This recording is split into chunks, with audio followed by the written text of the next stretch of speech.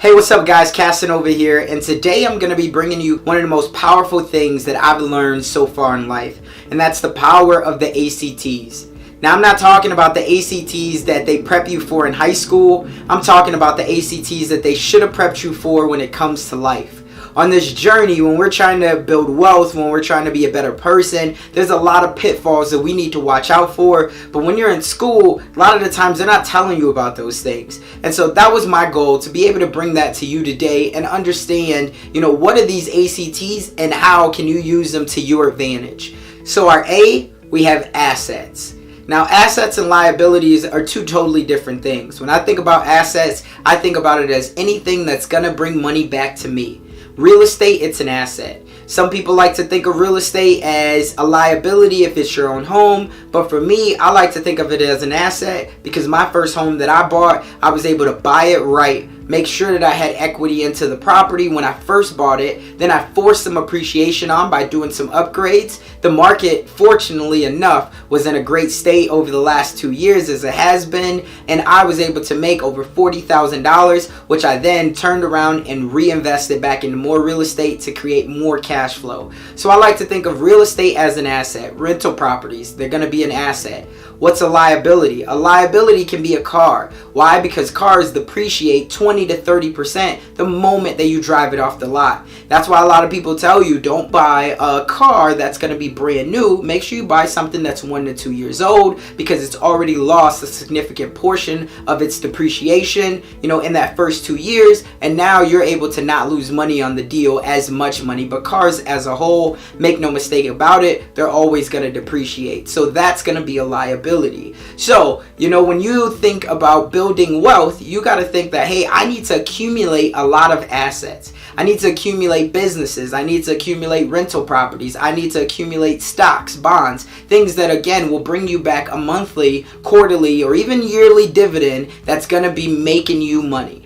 Now, if you've ever heard about Robert Kiyosaki's cash flow quadrant, he talks about there's 4 different quadrants. On the right-hand side of the quadrant, which is ideally where you like to be, you have the B and you have the I. The B is going to be systems and you have people working for you, but ultimately you want to be an I or an investor, and what that means is you have your money working for you. So how can you start to have your money work for you? Well, it's simple. You got to invest into assets. The more assets that you have, it's just like the game of Monopoly. When people land on your property, you're going to continuously collect cash flow, and then you're able to create the life that you want ultimately in the end. Now, the C stands for credit. When I ask any of my clients, family, or friends, what is credit, a lot of the times I get the answer back that it has something to do with money. And I can definitely understand why you might think that, but for me, when I think about credit, I think of the word in its long form, which is credibility. How credible are you? If you're going to a bank, if you're going to an investor, if you're going to a hard money lender, if you're going to friends or family and you ask them to borrow anything, first thing they're going to think about is how credible is this person to be able to pay it back.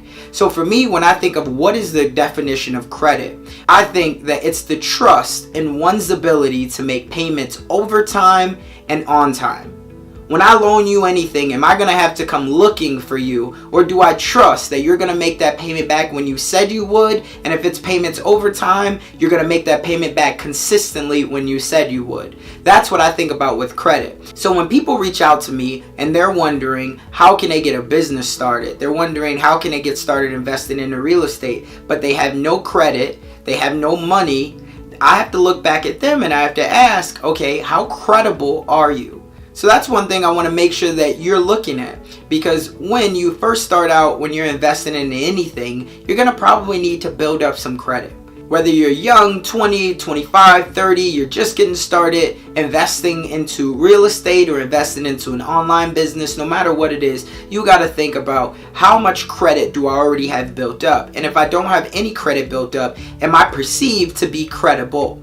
Some ways that you could start to building up credit is you could become an authorized user on another credit card. Somebody like your parents or your grandma, grandpa, somebody who you know is very credible. They're going to always make their payments on time and over time. And you can ask them, can you become an authorized user on that card? This is some way that you can help someone else build up credit as well, becoming an authorized user on your card. You don't have to give them a card, just sign them up as an authorized user, and then if you've had that account for 3, 5, 7, 10 years, the longer you've had that account open, the better in the eyes of the credit bureaus. So that's one way that you can help them. There's another way that you can do it. You can go out and you can get a secure credit card. And that's basically saying that you're borrowing against the money that you've already loaned up front. So if you have $250 to give to the bank up front, you can now borrow against that $250 every single month and show them that, again, you can make these payments on time and over time without them having to come look for you.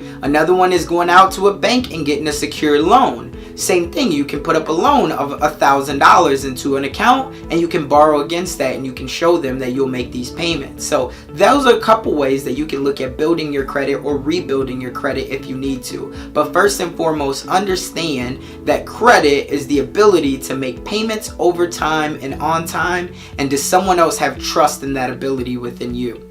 And the third one is T.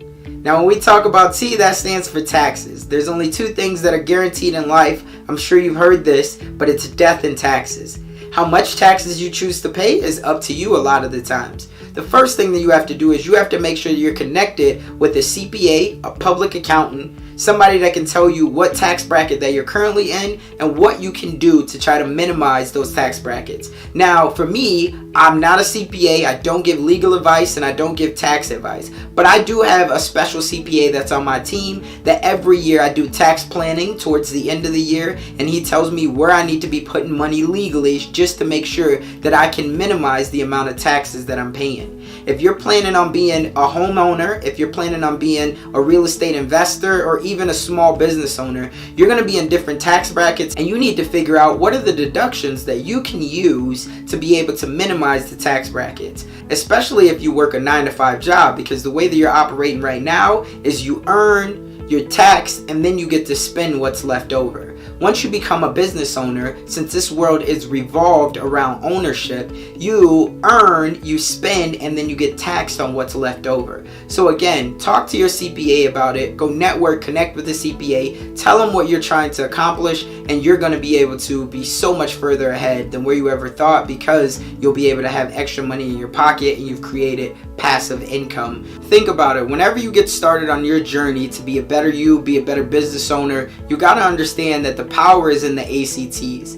You have to own assets to be able to create capital income coming in for you. You have to have good credit, some type of credit, to be able to show people that you're credible, and if you borrow something, that you can make those payments back on time and over time. And the third one is taxes. You got to understand where you are in this current tax bracket, what you need to do to be able to get more deductions and be able to pay yourself first and keep more of that money in your pocket. So it's Casanova coming at you as always. If you've gotten anything out of this, make sure that you subscribe, you like, you share, drop a comment. Let me know, have you ever heard of these before, and what are the things that you try to focus on? I would love to hear your tips as always as well. Talk soon. Remember, in the dream we trust.